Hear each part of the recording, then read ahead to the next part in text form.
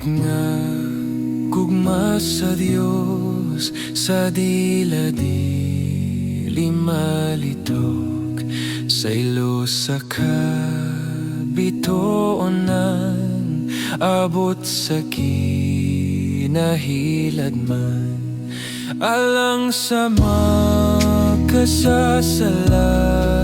gihatag si Jesus ang mga nanhisalaag iyang gipasiguli. Gugma sa Diyos o pagkaputli way kinutuban ligon. Gugmang dili gayud mabalhin kini atong tapos na ang panahon, ang kanasuran mahanap, ug ang kabukiran tawgon sa mga wala mo tuon.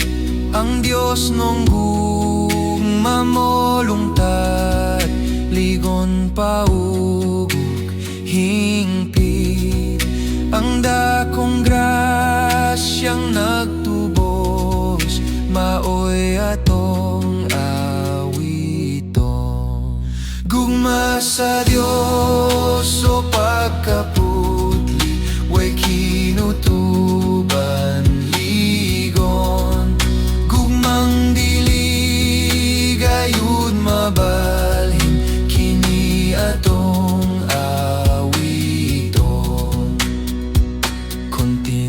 ang kadagatan ug papelang kalangitan bisan tanan makasulat ug pluma igo sa tanan.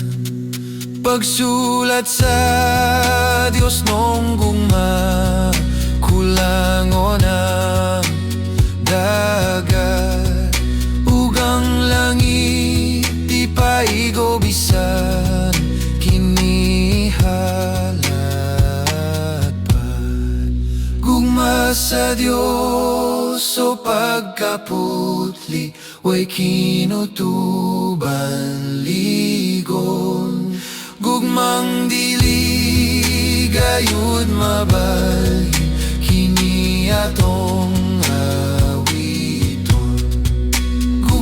sa Diyos o pagkaputli way kinutuban ligon.